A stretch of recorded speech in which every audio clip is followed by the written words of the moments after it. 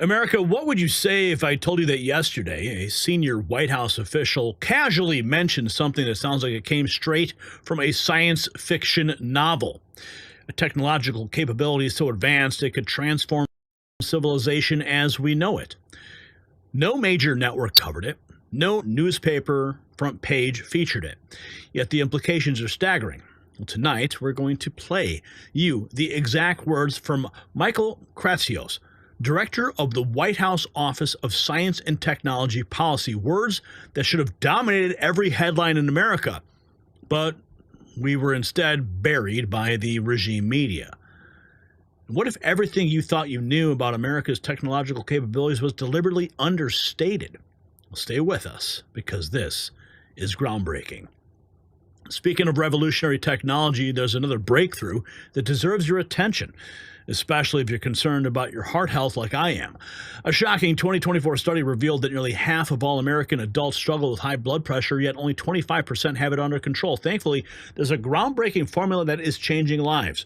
This triple action supplement contains natural ingredients like white mulberry leaf and cinnamon bark powder that help regulate blood pressure, balance blood sugar, and improve cholesterol levels simultaneously.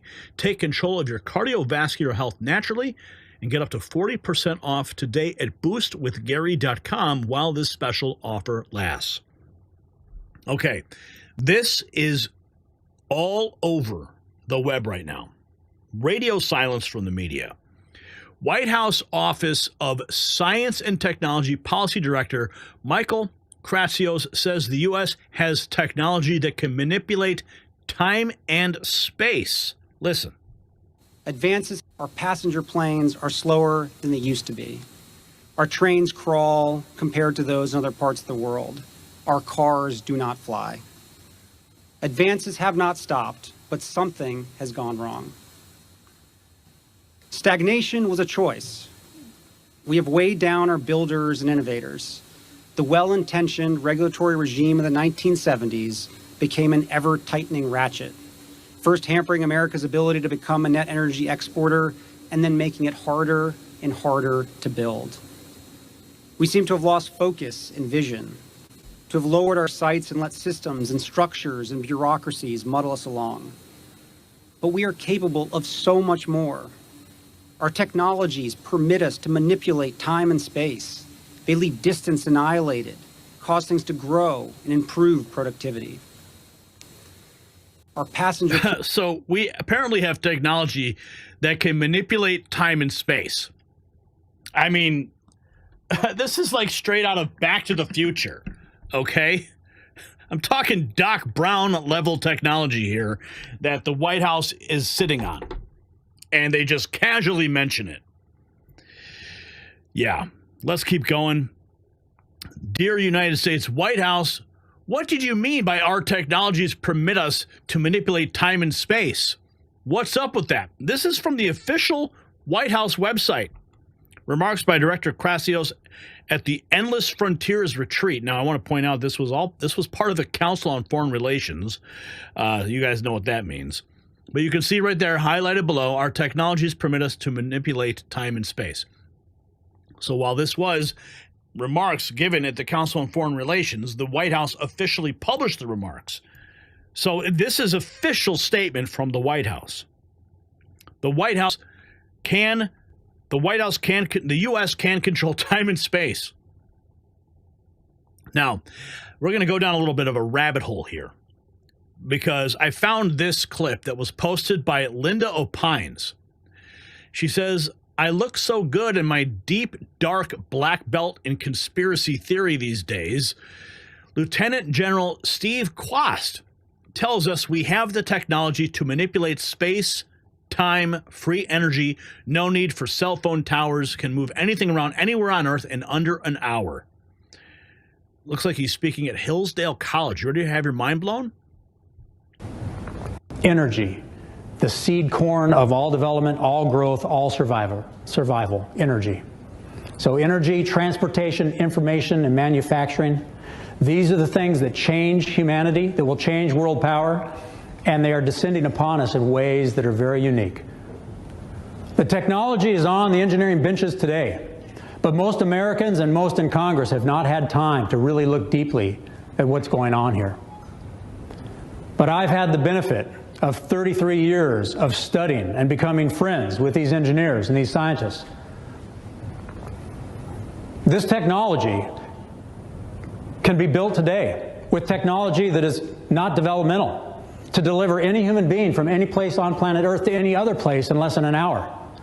To deliver Wi-Fi from space, where you never need a cell tower to connect.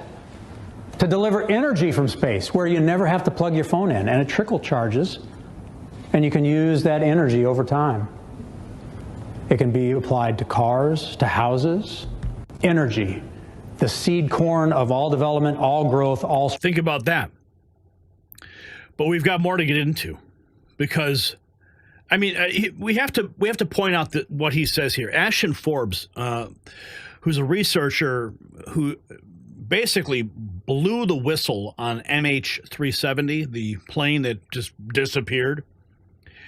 He brings up this point that, and I'm going to play the clip again, but that Kratsios casually says that we intentionally stagnated our technology in the 70s, and now we have the tech to manipulate time and space. Listen to this again, very carefully. Our passenger planes are slower than they used to be.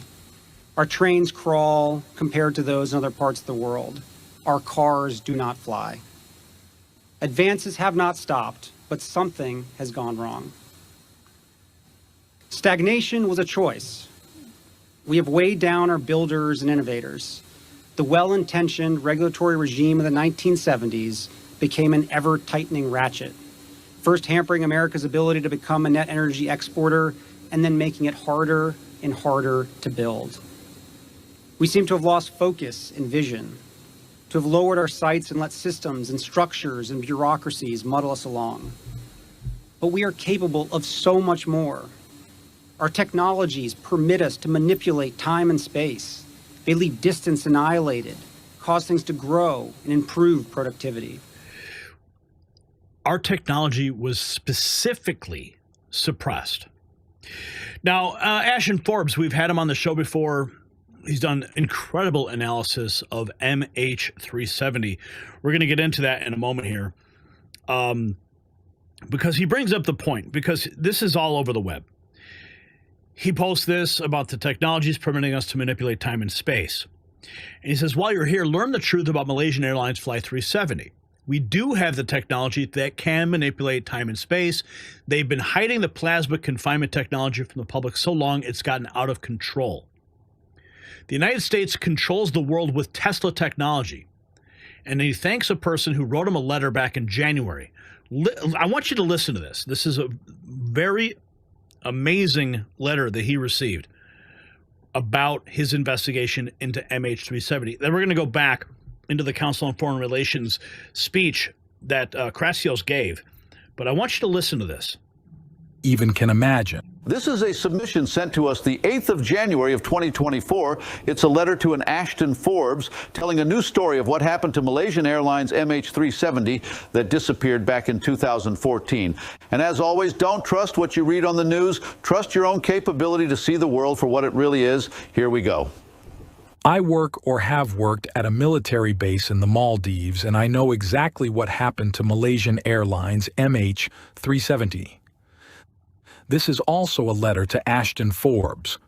You are not wrong, and what you do are much bigger than you even can imagine. Don't stop what you are doing.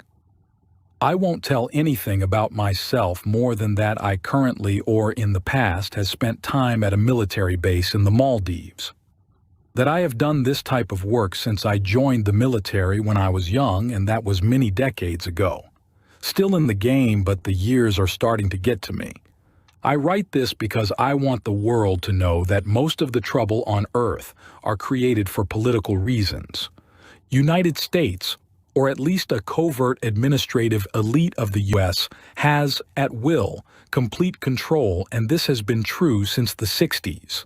Flight MH370 arrived at our base, by our hand, at 1856 UTC after we picked it up, mid-air, outside the island of Great Nicobar.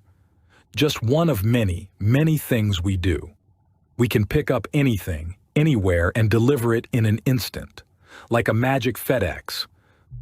Some facts about why it happened. MH370 had defectors on board. They were running to China with American technology. They are Chinese by blood and had gotten themselves into a situation with the Chinese regime who got them to choose to defect. The whole play, everything, and I mean everything about it, was a political play to show the Chinese who's their daddy. That's us. Some facts about how it happened. All passengers are dead, all but the handful of deflectors. The plane did not crash. The plane was on fire, we know because we started it. The plane was picked up by us, on fire, mid-air, right in front of the Chinese. The Chinese regime knows exactly what happened, and that was the whole point of the operation. Okay, this is what I want to share with you. As I said, I have been doing this for a long time. I know the technology and have been a part of hundreds of operations. So let's start with the tech. The foundation is not superconductivity. Superconductivity is a product of the technology. We have had this since the 1960s, and from that first day we have used it to make sure that no one else can have it. The big breakthrough to apply the tech as we do today came in the beginning of the 2000s with quantum computers, and by this, the paradigm for AI technology. What we had to do programmatically before, we now can do with something akin to machine intuition. This lets us operate in fast-moving environments where event-based logic in linear programming was very limited. As I said, what you have found is not the technology itself, it's just one of many derivatives of the technology. I encourage you to keep on with what you are doing, but you should also be aware that there is a deeper layer that you could focus on instead of the Miami aliens that I see you have been posting about. I will give you some pointers for this at the end of this letter.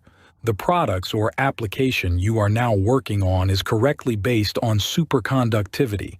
The number of orbs you've been speculating about is correct. The fourth orb decides where the object ends up. The technology is based on structures, simple and beautiful structures that lets us use the unlimited power that is everywhere and step outside what I would like to describe as perceived reality.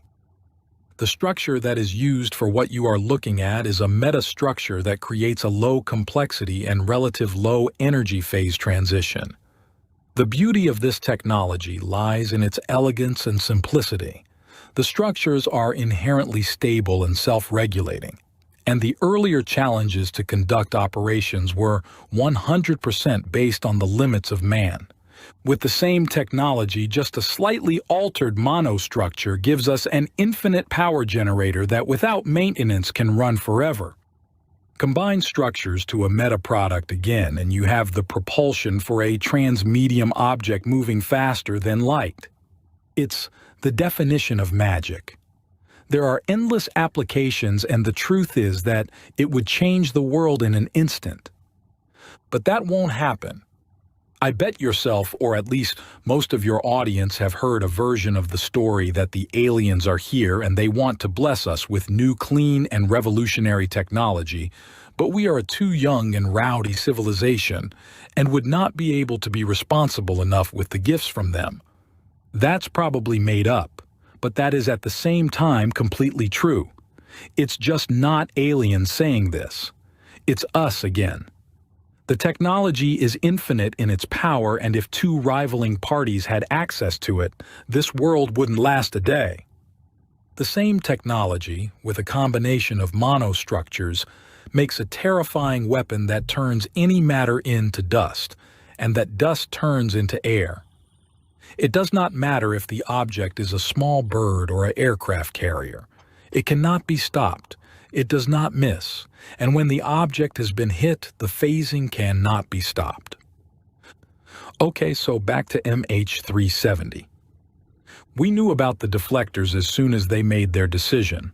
Well before that, but then they weren't deflectors. Anyway, We knew when, how, and why back in December, and as we do, we made it into politics. We let them go. We took them back and sent the Chinese a clear message of who is in control.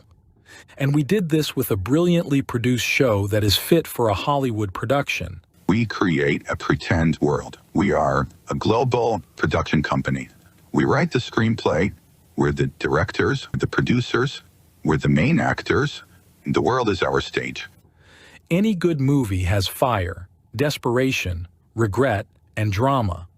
And every movie villain should see their plan fall apart. And in really good movies, just when the villain has accepted that the plan has failed, the heroes of the movie steps in and makes it worse. This is what happened. As soon as we knew what plane was the last leg of their journey, we planned and delivered, so the plane was loaded up with lithium-ion batteries, built by us for this occasion. Lithium-ion batteries cannot be put out, has a predictable burn rate, and we made sure that the volume was just right for a long burn that would allow for a full-length show. The Chinese were following the plane since it was on the tarmac and got to see their most close-to-success operation go up in flames. And just as all hope was lost, we made it worse. Right in front of their eyes, 2 hours and 13 minutes in, they saw the plane get phased out of there by the same technology they were trying to get access to. And 5 days later, the Chinese officially made a gesture of submissiveness by publishing a frame from the satellite of the phase moment via the State Administration for Science. The publishing was talked about in American newspapers as a possible debris field. But when you know what you are looking at, it's clear what the frame shows. The aftermath. During the 5 days after the show, the Chinese found out about the batteries, that we both made and placed them on the plane. They accepted that we have been playing with them the whole time and at the same time could accept that the people they had convinced to deflect did what they wanted. It was us that stopped them. The deflectors had a good corrective experience when it comes to staying loyal and were back on the job as usual, but with a new understanding both of their importance and the consequences of their actions. What was nothing more than another Friday at the office for the administrative elite, 200 people had the most confusing death experience you could imagine. 1,500 people lived a tragedy, losing family members in a mystery, and 10,000s spent months searching and millions speculating for years. Then in 2014, military footage of the event got published on YouTube. Not our problem. The person responsible for the leak was identified and taken care of. Not by us, not our problem. Then came you. Hi, Ashton. Impressive. This is what I want to leave you with. There was a guest on the Joe Rogan podcast that was talking about sacred geometry and some new technology his friends had discovered on some island somewhere. He did record another episode, but it never been published. Doesn't the wording sacred geometry remind you of something? If you choose to spend time on this, which I think you should instead of mall aliens, keep in mind that your case is one product of the technology. What happens on the other island, you will understand this if you pursue it, is another more rudimentary product. What if those in combination could lead you on the right path to the actual technology? The gray-bearded man is the key, and he probably has no idea that he is. Finally, I want to say this. How do you defeat someone who can turn skyscrapers to dust, completely erase whole neighborhoods in an afternoon, and steal a burning Boeing 777 midair? Someone who, when needed, has the complete control of all media and crafts the perception of events, and has most of humanity eating from its hands. After almost a full life in their service, I think I know the answer. You talk about them, and you don't stop talking. This is a submission sent. You don't stop talking. And that's exactly what we're doing. Check this out. Here's some more. Ashton Forbes posted this 4 hours ago when he appeared on Redacted. And that's what actually caught my attention to this whole story. I mean, the fact that this whole time and space narrative has now been presented to us from a Council on Foreign Relations speech, the White House confirming it, publishing it to their own website, is just mind-blowing. He writes, I love how blunt Clayton Morris is.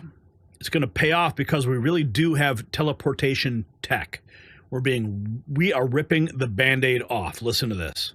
Thin-air watches. Yes, the White House has just admitted on the record that we possess the technology to manipulate time and space. In other words, time travel, teleportation technology, yes. The ability to transport large military craft from point A to point B nearly instantaneously. Seriously, just like what the United States did when they teleported flight MH370. Of course, we've covered that extensively here on the show. Friend of the show, Ashton Forbes, who's done remarkable work breaking this story wide open on the teleportation, quantum teleportation technology. Teleporting this craft out of thin air. Watch as it just vanishes in thin air as the orbs fly right around the outside of it, and it disappears. Boom, right there, gone. No, it's still there. Well, we looped it back. Oh, okay. So I know it looks like it reappeared, but anyway. So this confirms what we've been reporting for years from whistleblowers, members of the military who've been on our show. We've spoken privately with them, also who've never been on the show, didn't want their faces on camera, who witnessed this technology in action. They worked on programs where this technology was in action. So what is it? What's going on? So keep on going here, diving deeper into this Council on Foreign Relations speech. There was talk about dominating global AI and tech at the Endless Frontier Summit. Now, they tried to block his first executive order back in 2019, but now they are racing to catch up. Check this out. Why is Michael Kratsios talking about manipulating time and space? Could this be the secret technology Trump's team has been developing? The deep state bureaucracies have been muddling our vision, but Kratsios knows we're capable of more. Space. We seem to have lost focus and vision, to have lowered our sights and let systems and structures and bureaucracies muddle us along. But we are capable of so much more. Our technologies permit us to manipulate time and space. They leave distance annihilated, cause things to grow and improve productivity.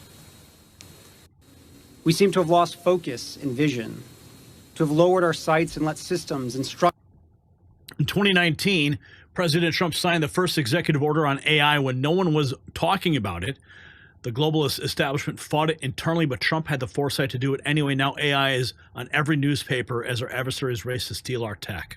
Back to that era, and as many of you probably know, President Trump signed the first executive order ever on artificial intelligence in February of 2019. And if we kind of roll back to that era and think a little bit about that particular signing, it wasn't something that was particularly easy internally in the building. It was something that we were very excited about, and ultimately the president signed it, and he had a lot of foresight in doing so. But the general sort of community vibe around it wasn't what it is today. And the world kind of explodes, and now AI is on the cover of every newspaper and every magazine in the world. And what we think a lot about, and what I kind of think a lot about, is how do we kind of maintain that leadership position that we had, kind of teed up when ChatGPT came out. And it's something that we know our adversaries are racing hard on. And to me, being part of that mission to ensure that the country leads in these domains is going to have such a big impact on the American way of life is something that I'm deeply passionate about and ready for round two. But check this out. Did you guys hear this? President Donald Trump, in the Oval Office, revealed to the press the U.S. has secret weapons no one has ever heard of. Listen. That nobody, and we're very powerful. This country is very powerful. Let me tell you, it's far more powerful than people understand. We have weaponry that nobody has any idea what it is, and it is the most powerful weapons in the world that we have. More powerful than anybody, not even close. So nobody's going to do that, but I think that if that's what you're referring to, maybe it's not. But so whether Kratsios was speaking literally or metaphorically, the message is clear. America is entering a new era of technological dominance. The golden age of American innovation is on our horizon if we choose it. Now, that last part is crucial. This isn't inevitable. It's a choice. Do we embrace American ingenuity and leadership, or do we continue to handicap ourselves with outdated regulations while other nations race ahead? Imagine a world where distances are compressed, energy is abundant, and American manufacturing once again leads the globe. That's the vision being laid out. So here's the question that should be on everyone's mind tonight, and drop a comment on this. If our government has technologies advanced enough to manipulate the fabric of reality itself, what other breakthroughs have been kept from the American people? And what would happen if they were finally unleashed? Are we about to see it? Grab your Next News merchandise. Show your support for American innovation by going to the link in the description, shop.nextnewsnetwork.com.